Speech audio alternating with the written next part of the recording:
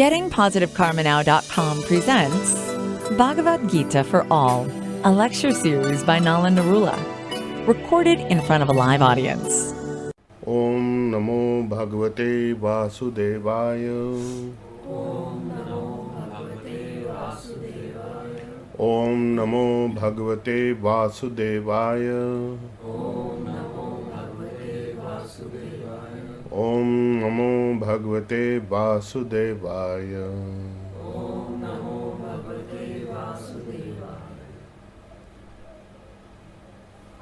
So we are at chapter 3 of Bhagavad Gita for all, and we have done text 1 and 2. This is the chapter on Karam Yoga, and in text 1 and 2 Arjuna has asked Sri Krishna as to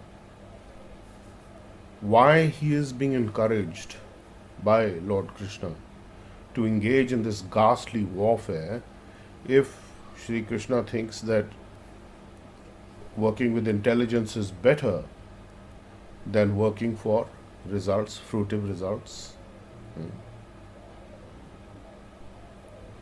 And he confesses that his intelligence is confused, he is bewildered by these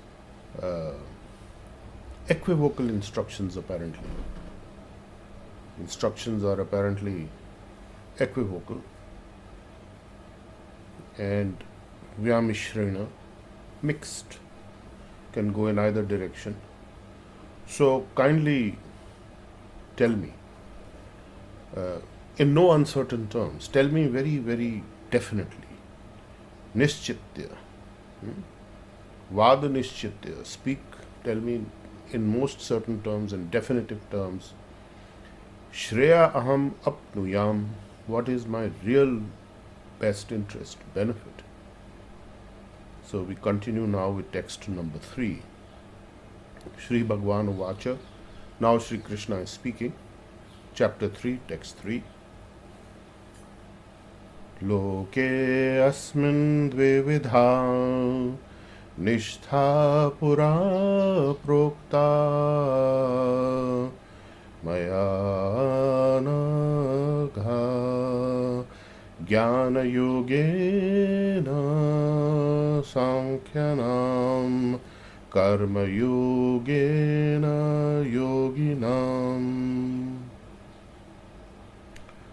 Shri Bhagwan Uvacha Loke asmin dvividha nishtha pura prokta maya anagha jnana yogena sankhyanam karma yogena yoginam. So there are two things that have been brought out here. In this universe, in this world, Loke, Asmin, in this universe, Dvividha, two kinds of Nishtha, faith, belief, confidence. Pura Prokta Maya Anagha. Pura Prokta in the old days, previously, formerly, Prokta Maya, I had said, I had spoken. Anagha, now he is referring to Arjuna as Anagha. Anagha means the one who is free from all sinful activities. Sinless one. Jnana Yogena Sankhyanam Karma Yogena Yoginam. Two things. Jnana Yogena, the linking process, the yoga process with the process of using the process of knowledge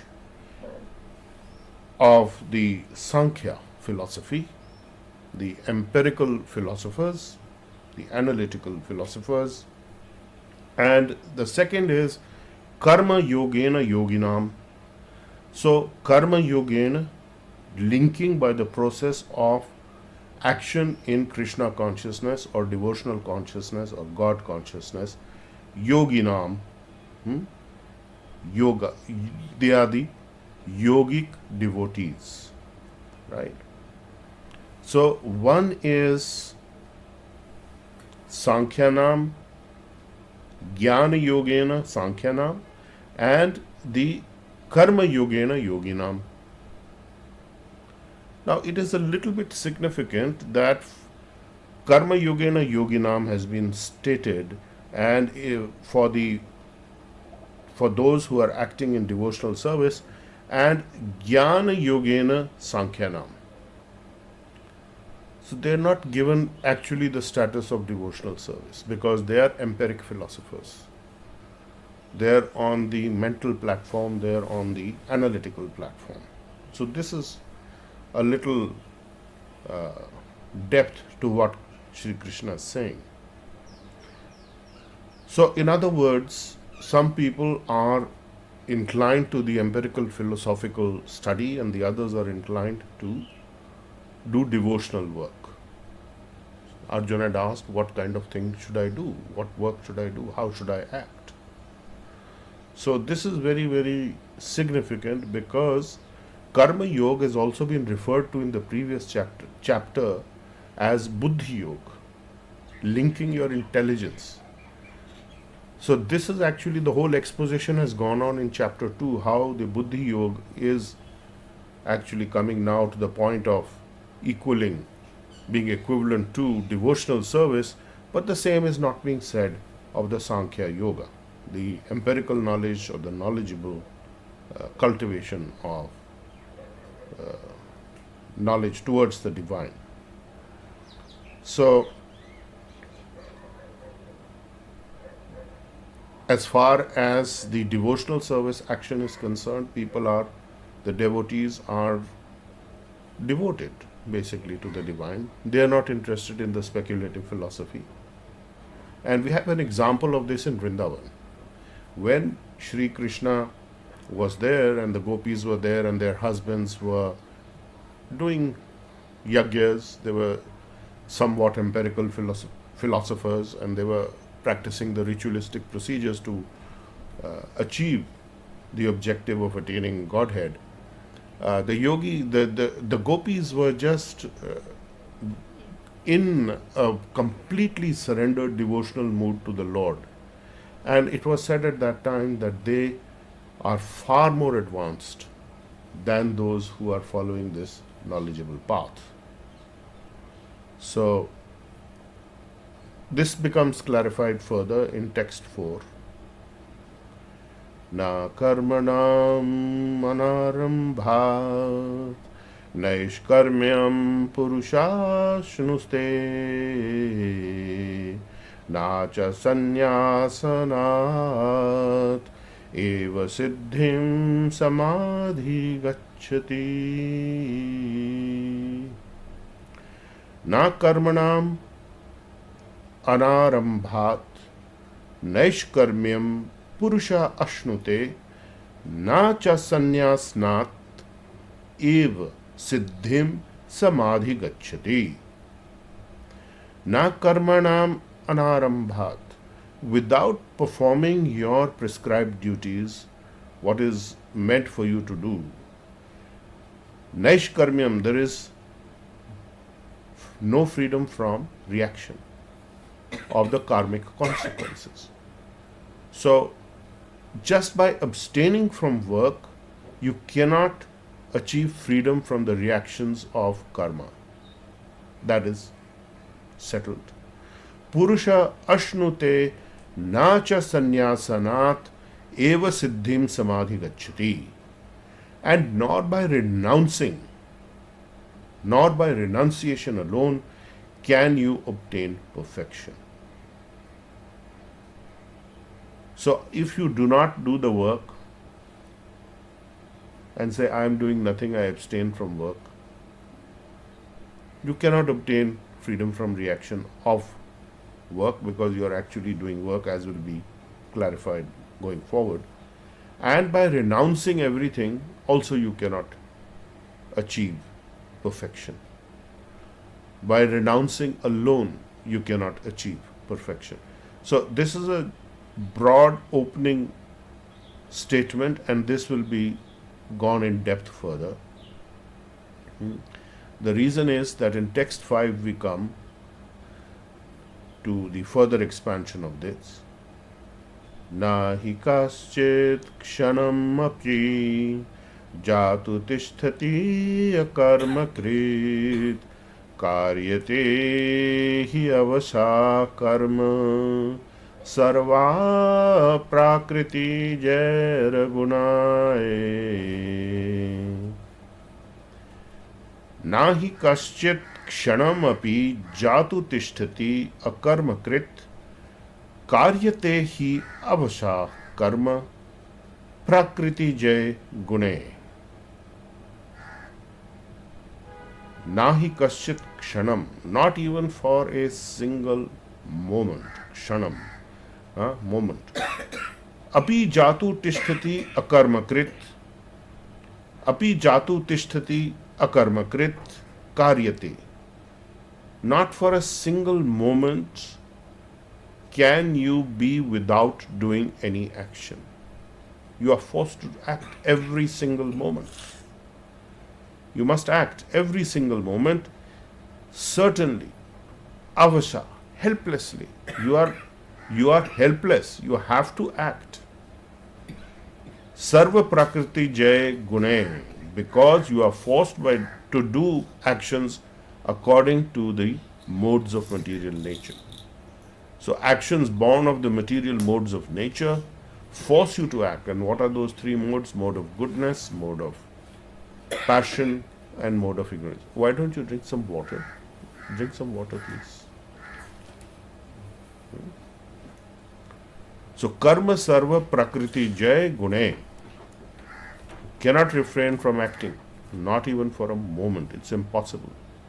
So Arjun had said earlier, right in the beginning when we started this, understanding this conversation between Krishna and Arjun, Arjun said, I want to renounce everything, I want to just leave it. It is better to give up all these things. I would be committing so many sinful activities if I kill so many people, my relatives, close ones, and I will go to hell. All those things were there. So Krishna is saying, no, this is not the proper understanding. So, text number 6. Karma indriyani samyamya yaste manasa smaran indriyarthana vimudha atmanitya atmamityachara sa uchyate. Karma indriyani samyamya yas aste manasa smaran indriyarthan vimudha atma mithyachara sa uchyate. A person who is restraining the karam indriyas, the senses of the working organs, the 5 working senses, samyamya, controlling those, and yet in the mind, manasa, smaran, meditating on, thinking on indriyarthan, the objects of those senses, vimudha atma, a foolish person, mithyachara, pretender, hypocrite, sa uchyate, he is known as. So, a person who is externally restraining the senses and the organs of action, but whose mind is dwelling on the sense objects, is absolutely a foolish person, deluding himself and others, and is a pretender, a hypocrite. So, what to speak of people who are actually not able to do this, not able to control the senses? The standard is that even those who are controlling the senses in terms of their external actions, but are meditating or their mind is drawn towards the objects of the senses, they are foolish, thinking that they have achieved something very great, because they are actually pretenders, hypocrites, and self-delusional. That is the verdict of Sri Krishna. So text 7. Ya tu indriyani manasa niyamya arabhate arjuna karma indriyae karma yogam asakta sa vishishyate. यातु इंद्रियाणि मनसा नियम्य आरभते अर्जुन कर्म इंद्रिये कर्म योगम असक्ता स विशिष्यते. यातु इंद्रियाणि मनसा नियम्य. One who is controlling the senses by the mind, regulating them, niyamye. Arabhate Arjuna, such a person, Arjun, karma indriya karma yogam asakta sa vishishyate. So, such a person who controls the senses by the mind and engages the karma indriya and the karma yogam in action in devotional service, asakta, without attachment to the results, sa vishishyate, he is far better. So this is very, very significant to understand. What is Sri Krishna saying? If you are working to control your senses by the mind, you're not perfect, but you're working, and you engage your active organs in working for devotion, working with devotion, without attachment, such a being is far superior. So this is actually the healing consciousness. If you look at the 5 principles of Reiki, this is exactly what they're talking about. Exactly what Master Yusui and Master Hayashi gave us, that these are, you work without worrying about the result. You utilize the divine karmic healing energy in devotional service to the objective of achieving the ultimate goal of being with the supreme source of all that exists, being with the supreme source of Reiki, and you do so without getting angry, you do so doing your work honestly, you do so without waiting for the result or being driven that, oh, I have to get this result. So this is something very, very critical. When you work like that, when you are doing everything that you need to do, but you are not attached to the result, you are reaching the platform of this level of yoga with the divine. So this is very, very, very, very encouraging for healers, very encouraging for those who are looking at the 5 principles of Reiki, because those 5 principles embody this entire exposition that Sri Krishna is giving. Okay, the expansion of that is coming here from Sri Krishna, or you can say that the codified reduction of the Bhagavad Gita is in those 5 principles of Reiki, which you need to understand perfectly well. And in fact, the 7 guiding principles of Reiki, which are there on the website as a separate exposition, which you can subscribe to, and that is talking about how you act. The 2 principles, the 2 active principles, are actually embodiments of what is the right action for somebody to do in the condition where one wants to be free of the consequences of karma. So, text 8 of chapter 3, Niyatam Kuru Karma Tvam Karma Jaya Hi Akarmana Sharira Yatra Apicha Tena Prasiddhyet Akarmana. Niyatam Kuru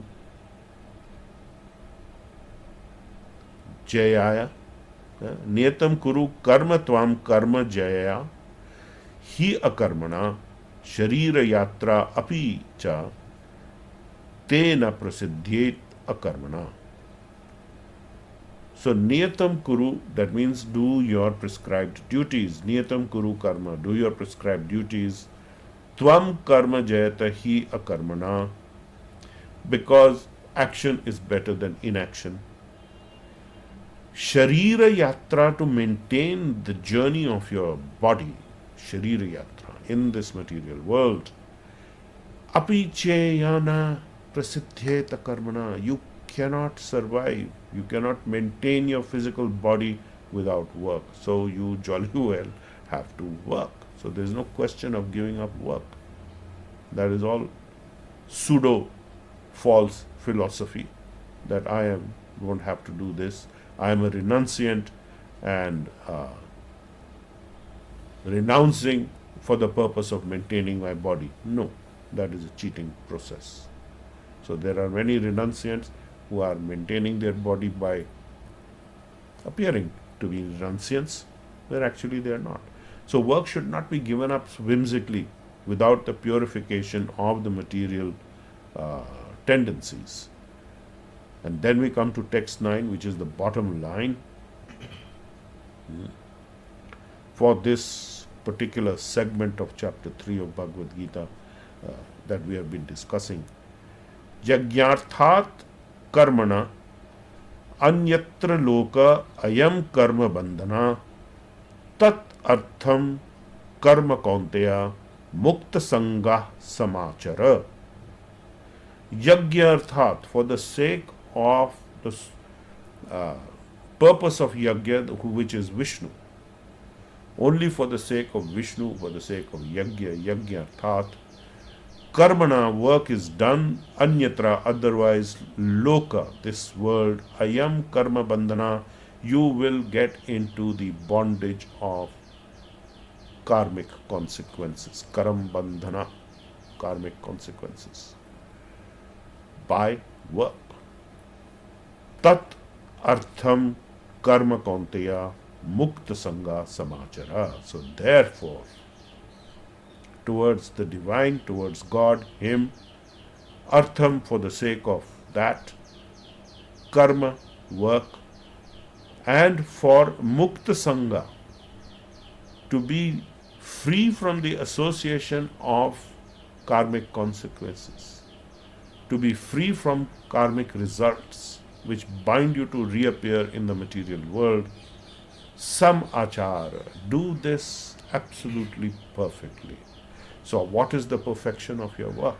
The perfection of work is that you do everything for the sake of the divine. We have been saying this in our healing classes, that you must work for satisfying the purposes of the divine, which is to become free of karmic bindings. That is His purpose. He wants you to be free, and you must work accordingly. And when you work with the healing energies, to channel these energies to every single thing that you do, then you gradually become free of the bondage of karmic consequences, the yagyarthat, and for the sake of Vishnu, then you are free from karam bandhana, from the karmic consequences of work, and you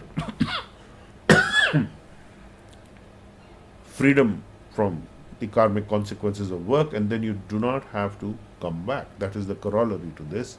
And you are liberated from the association of the material world, mukta sangha. You are free from this. So it is a process. It is not happening overnight. It is not happening suddenly. There is a whole process that you are going through. So this is where we will pause today at text 9, chapter 3, and I will just review briefly what we've covered from 1 to 9, and then we can have a discussion. If you have any questions, very briefly, we will talk about that. So, in the beginning of this chapter, this chapter is about karma yoga, how to work in the world. Arjun is confused. He is asking that, Krishna, you are confusing me by telling me to do all these ghastly actions, and then you are speaking very highly of buddhi yoga. I don't quite understand how these two go together, and what does it exactly mean. So please explain what is in my best interest and give me very clear-cut instructions. And so Krishna is reminding him thereafter that buddhi yoga means one who is working in devotional service. So it's action in devotional service, it's action in God consciousness, it's action in Krishna consciousness, it's action in healing consciousness, ultimately. So it is coming down to that point, and that in the Previously, I had given this knowledge only as two paths. There were two paths. One was the path of Sankhya Yoga, linking by empirical philosophy, the research and science, so to speak, of the spiritual, and then Karma Yoga by the process of action in devotional service.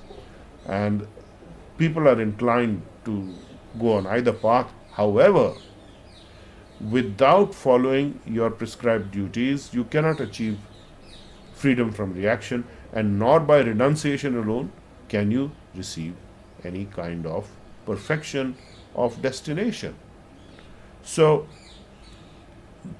everyone is forced to act helplessly according to the force or the push coming from the three modes of material nature, and so not even for a moment can anyone refrain from acting, because further you are having the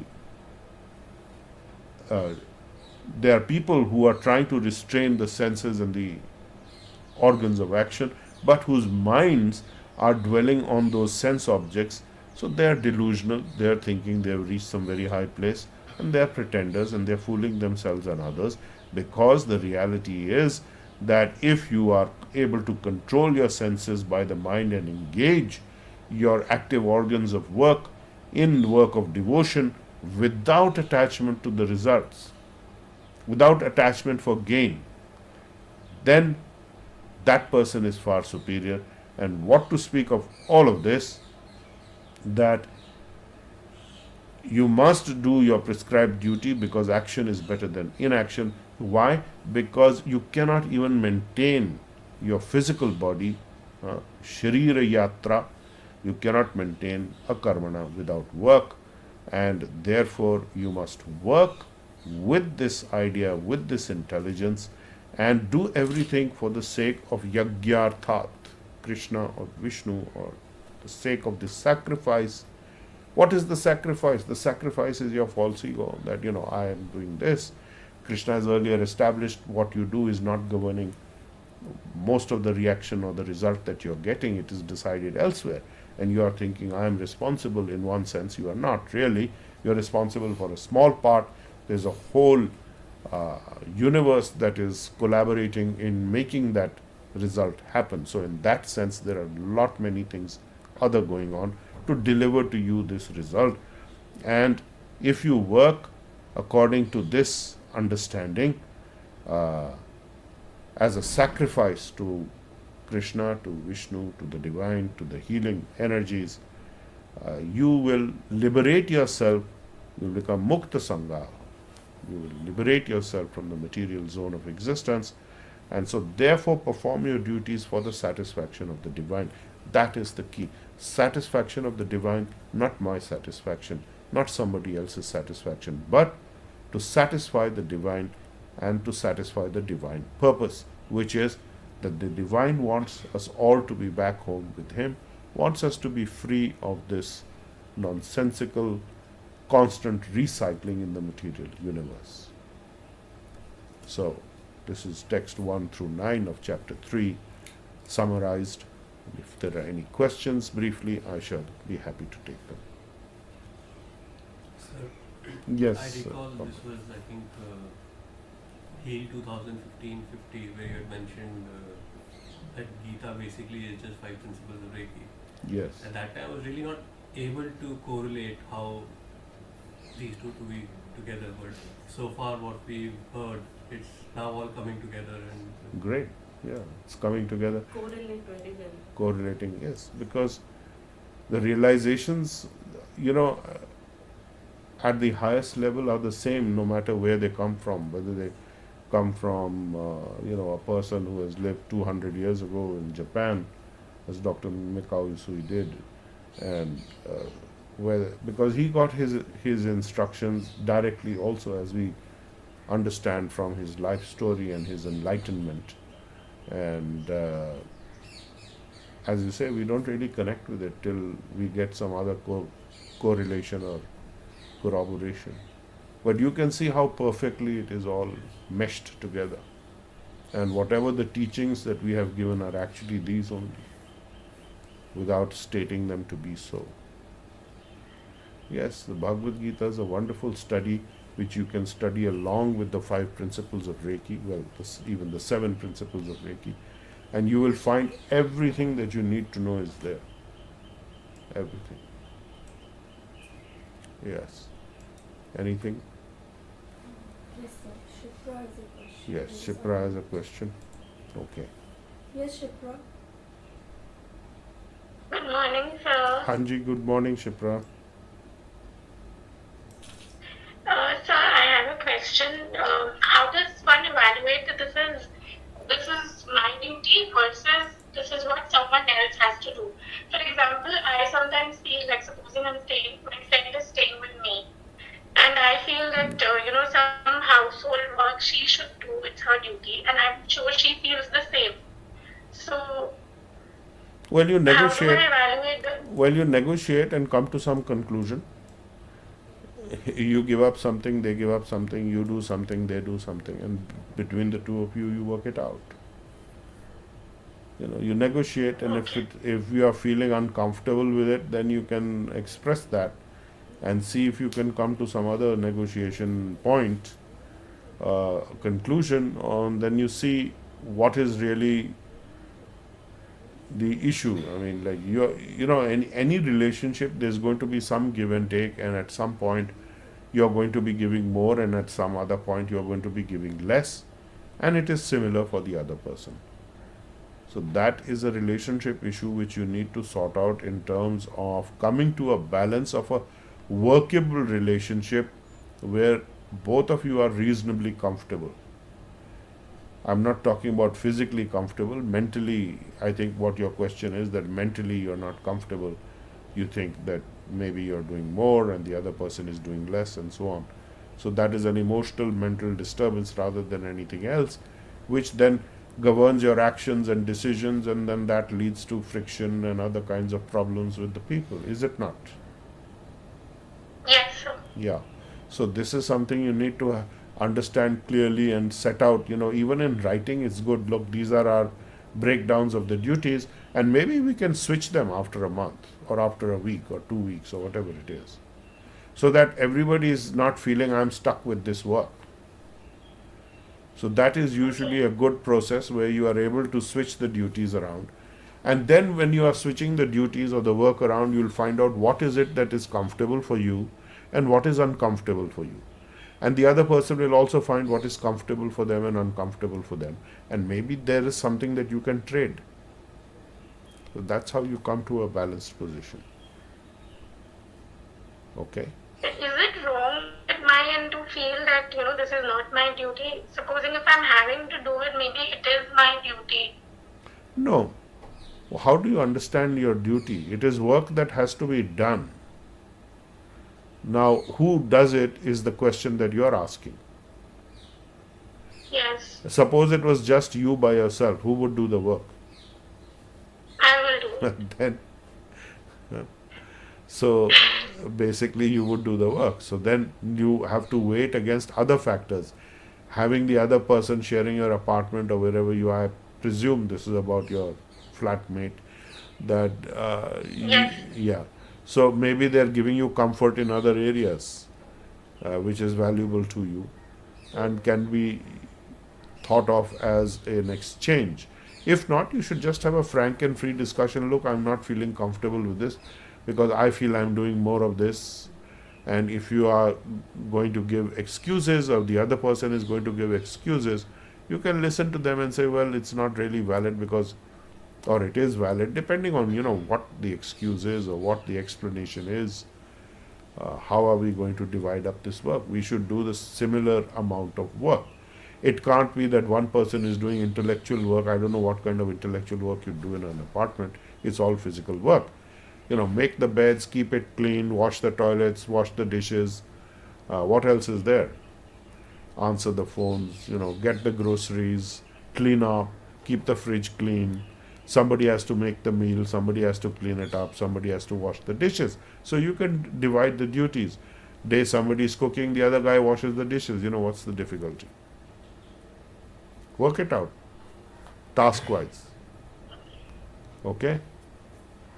This is not so earth shaking. Grateful, sir. Okay. Anything else? No, sir. Nothing. Okay, so then we will conclude today text 9, chapter 3 of Bhagavad Gita. Om Namo Bhagavate Vasudevaya. Om Namo Bhagavate Vasudevaya. Om Namo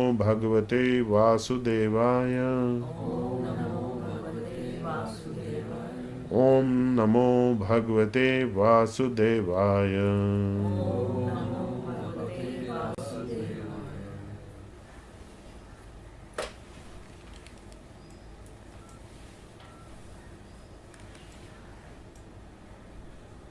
And you didn't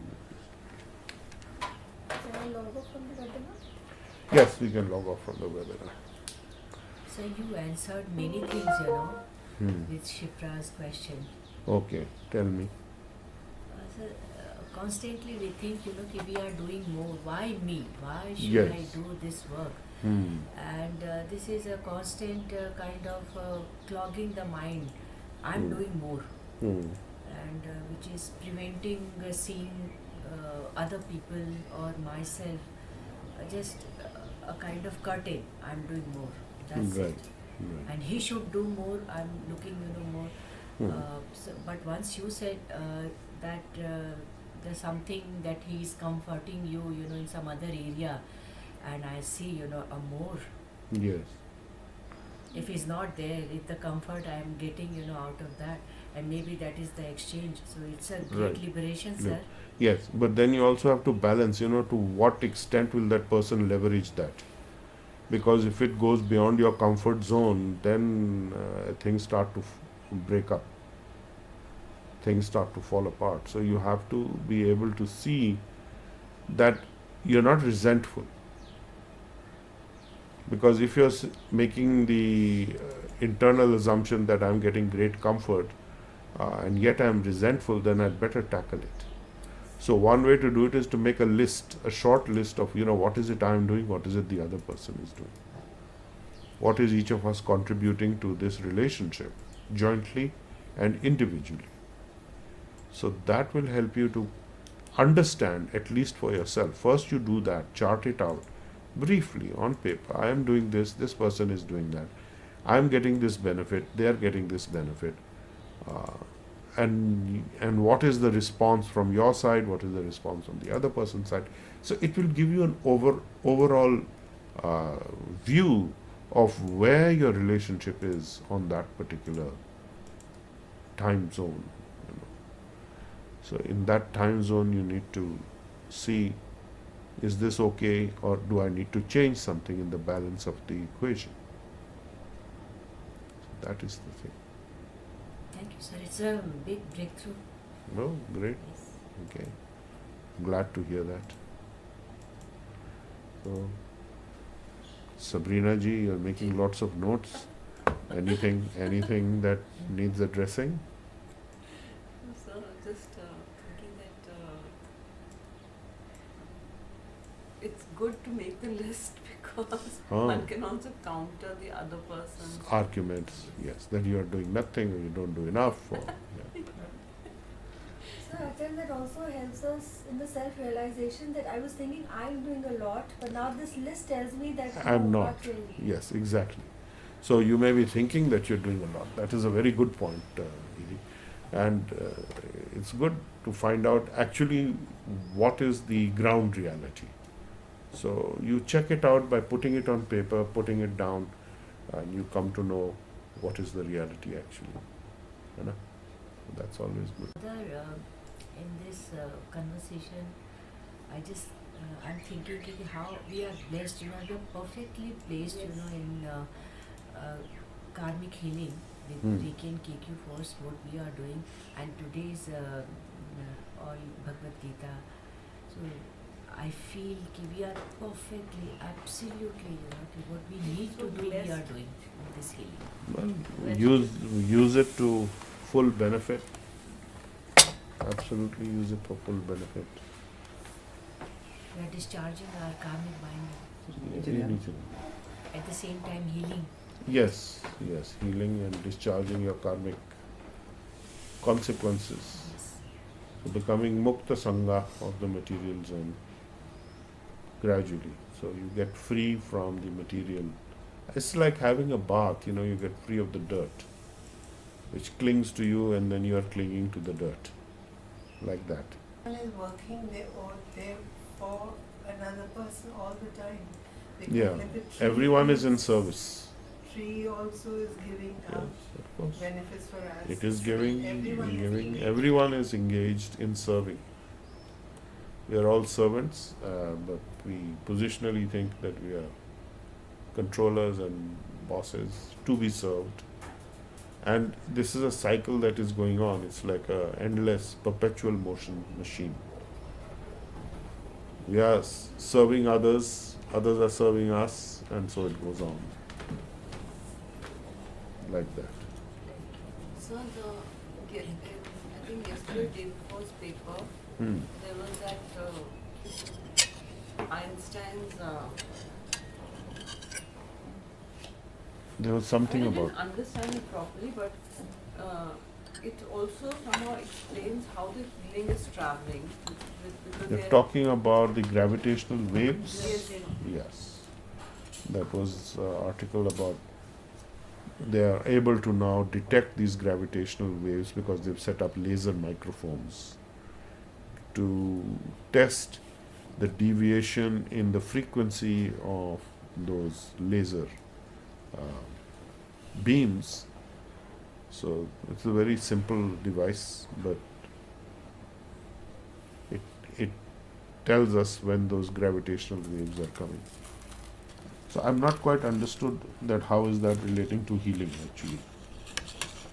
What did you understand it What to I be? understood is that it was a, it's like a whole, it's like a, this is like, it's covering, this is a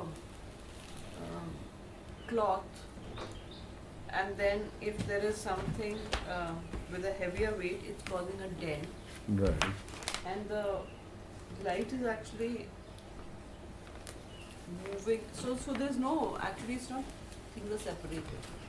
No, It's what like the whole fabric is there, and that's why the waves are traveling. But the waves are traveling because in this case they had mentioned that there's a collision of two black holes. A black hole is where matter becomes sucked into it and becomes very dense, even light. So the collision of two black holes sets up waves.